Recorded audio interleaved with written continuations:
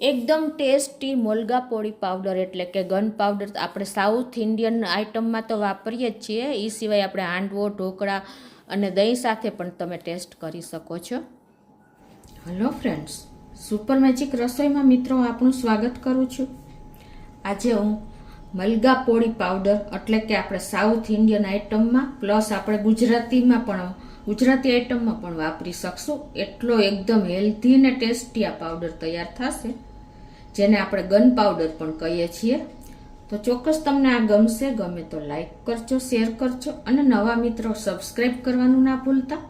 બાજુમાં રહેલ બેલ આઇકનને પણ પ્રેસ કરજો તો લેટેસ્ટ વિડીયોની માહિતી મળતી રહેશે. અને હાઈ બટનને પણ પ્રેસ કરજો તો અમુક પોઈન્ટ્સ અમને લોકોને મળતા રહીએ. તો હવે ઇન્ગ્રેડિયન્ટમાં મિત્રો તમને બતાવી દઉં. આ પાવડર તમે આપણે ગુજરાતી આઈટમ એટલે કે ઢોકળા, હાંડવો, કોઈ પણ આપણે મુઠિયા એમાં વાપરી શકશો. પ્લસ આપણે સાઉથ ઇન્ડિયન આઈટમ એટલે કે ઇડલી, ઢોસા, ઉત્તપમ એમાં પણ તમે આનો ઉપયોગ કરી શકશો. પ્લસ તમે છોકરાઓ શાકભાજી ન ખાતા હોય ને તો તમે દહીંમાં મિક્સ કરીને પણ આનો ઉપયોગ કરી શકશો. એટલે બધી રીતે આપણને અનુકૂળ છે અને એકદમ હેલ્ધી ને ટેસ્ટી બનશે ઘરે બનાવશું તો. તો ઇન્ગ્રેડિયન્ટમાં મેં અત્યારે 1 કપ આપણે અડદની દાળ લીધી છે. એની સામે અડધો કપ તલ છે, સફેદ તલ, અને અડધો કપ ચણાની દાળ છે, 2 ટેબલ સ્પૂન તુવેરની દાળ છે, અને 10 થી 12 આપણે મરચાં લીધા છે. તમે કોઈ પણ મરચાં લઈ શકો છો. અત્યારે મેં રેશમ પટ્ટો પ્લસ કાશ્મીરી મિક્સ લીધા છે. 1 ટેબલ સ્પૂન જેવા આપણે મરીના દાણા લેશું. 2 ટેબલ સ્પૂન જેવું આપણે કોપરાનું ખમણ, તમે લીલું ટોપરું હોય તો પણ લઈ શકો છો. 10 થી 12 કળી આપણે લસણની લેશું. 10 થી 15 પત્તા આપણે લીલી લીમડી મીઠીના છે, અને 1 ટુકડોથી 1.5 ટુકડા જેવું આપણે આંબલી લેશું. 1 ટેબલ સ્પૂન જેવી હિંગ છે. આમાં હિંગનો ટેસ્ટ ચડિયાતો હશે ને તો બહુ સરસ ટેસ્ટ આવે છે. અને 1 ચમચી જેવી આપણે હળદર લેશું, અને 1 ટેબલ સ્પૂન જેવું ટેસ્ટ એકોર્ડિંગ આપણે મીઠું લેશું, પ્લસ તેલ છે. તો બનાવવાનું ચાલુ કરીએ. પહેલાં આપણે ગેસ ઓન કરશું અને ગેસની ફ્લેમ સ્લો જ રાખવાની છે. આ બધા આપણે ઇન્ગ્રેડિયન્ટની શેકવાની અલગ અલગ શેકશું, કેમ કે બધા અલગ રીતે શેકાય છે. તો 1 થી અડધી ચમચી જેવું આપણે તેલ નાખશું, અને પહેલાં આપણે તલને શેકી લઈશું. જે અડધો કપ તલ લીધા છે ને એને હંમેશા આ બધી વસ્તુ આપણે સ્લો ફ્લેમ ઉપર જ શેકવાની, તો જ અંદરથી એકદમ પરફેક્ટ શેકાશે. આ તમે એકવાર બનાવી લીધું ને તો એની ટાઈમ તમે આનો ઉપયોગ કરી શકશો અને બધાને ભાવશે. ગન પાવડર જે કહીએ છીએ, પોળી પાવડર કહીએ છીએ, એ આ જ છે. અને આને આપણે કઈ રીતે વાપરવો ને એ પણ હું તમને એન્ડમાં જણાવીશ. મિત્રો, સુપર મેજિક રસોઈ ચેનલમાં મેં ઘણા બધા મસાલાની રેસીપી મૂકી છે. તમે કાંઈ પણ ફરમાઈશ કરશો તો હું તમને એ પણ બતાવીશ. ગરમ મસાલો છે, પછી આપણે પાવભાજીનો મસાલો છે, સંભાર મસાલો છે, ઘણા બધા મસાલા મેં રીલે કર્યા છે. તો આપણે જો આ લાઇટ એવા તલને શેકવાના છે. તો આપણા તલ પણ શેકાઈ ગયા છે, તો એને એક પ્લેટમાં આપણે લઈ લેશું. રીતે આપણે ચણાની દાળને પણ શેકી લેશું, જે અડધો કપ લીધી છે એને. તો આ રીતે જો આપણે ચણાની દાળને પણ 3 થી 4 મિનિટ થઈ છે અને શેકાઈ પણ ગઈ છે, તો એને પણ આપણે તલ સાથે જ નાખી દેશું.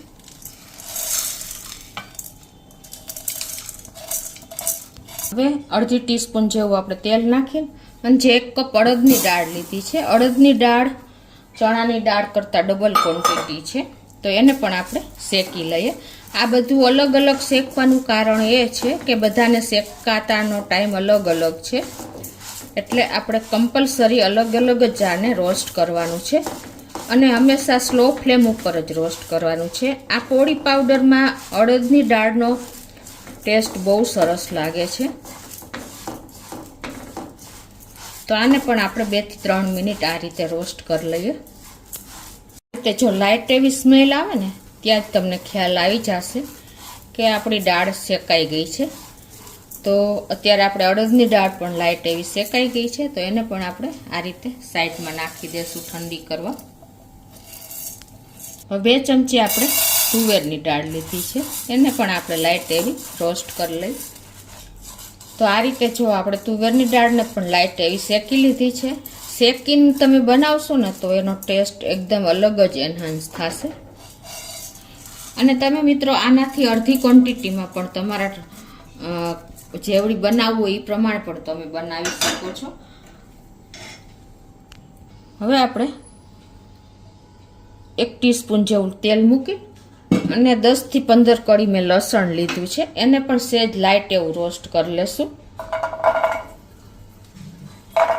તમે ન ખાતા હો તો લસણને સ્કીપ પણ કરી શકો છો, પણ આનો ટેસ્ટ બહુ સરસ લાગે છે. એક વખત ચોક્કસ ખાતા હો તો ટ્રાય કરજો.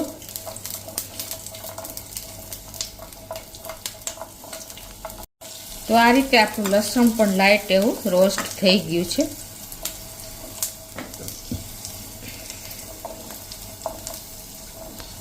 તો હવે સાઈડમાં લસણ રાખીને અને આપણે થોડીક આંબલી લીધી છે અને લીમડાના પત્તા લીધા છે, એને પણ લાઇટ એવા આપણે હવે રોસ્ટ કરી લેશું.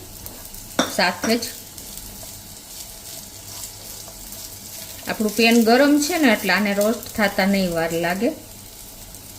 આવી રીતે શેકીને રાખશો ને મિત્રો તો તમારો મસાલો બહાર 1 મહિનો અને ફ્રીજમાં 3 થી 4 મહિના સુધી તમે આને સ્ટોર કરી શકશો.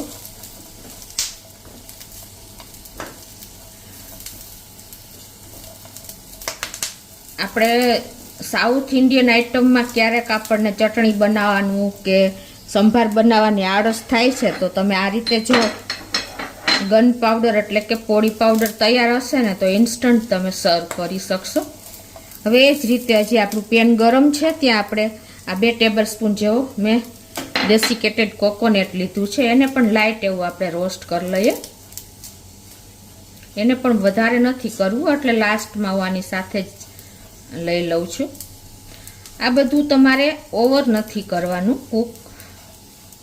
તો આ બધું આપણે શેકાઈ ગયું છે, તો હવે લઈ લઈએ.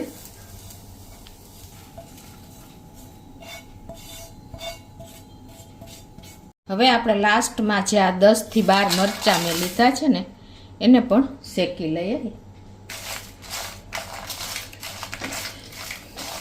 તેલ વગર જ આપણે આ સૂકા લાલ મરચાંને શેકશું, સહેજ ક્રંચનેસ આવે ને એટલા જ. તો આ રીતે આપણા મરચાં પણ શેકાઈ ગયા છે, તો એને આપણે સાથે જ નાખી દેશું. અને બીન્સ નીચે રહી ગયા છે એ રાખી દઉં છું. તો હવે આ મસાલાને આપણે ઠંડો કરવાનો છે, ઠંડો કર્યા પછી જ પીસવાનો છે. તો જો આપણો મસાલો પણ ઠંડો થઈ ગયો છે, તો આપણે એને થોડો થોડો 2 બેચમાં કરી લેશું તૈયાર.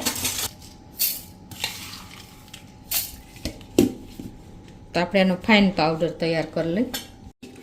તો આ રીતે જો આપણે 1 બેચ તૈયાર કરી લીધી છે. હવે જે બાકી છે ને આપણે પીસી લઈ. આમાં આપણે હિંગ લીધી છે ને ટેબલ સ્પૂન છે એ નાખી દેશું, અને 1 ટેબલ સ્પૂન જેવા મરી લીધા છે એ નાખી દેશું, અને 1 ટેબલ સ્પૂન જેવું મીઠું છે. આ બધું આપણે લાસ્ટમાં નાખી દેશું. 1 ટીસ્પૂન જેવી હળદર છે,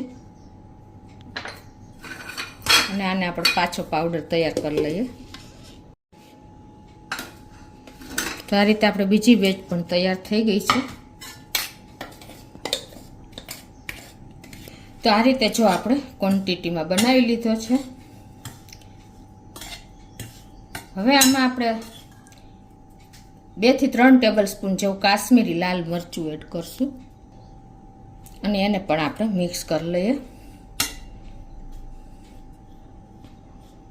આ રીતે જો આપણે પોળી પાવડર એટલે કે ગન પાવડર રેડી થઈ ગયો છે, અને એનો કલર જો અત્યારે એકદમ સરસ આવી ગયો છે.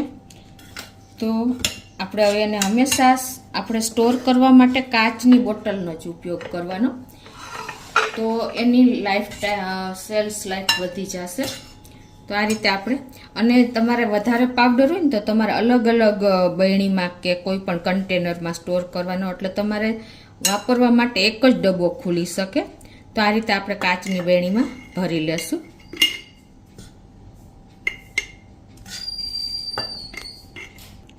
આ રીતે આપણે બેણીમાં ભરી લીધો છે.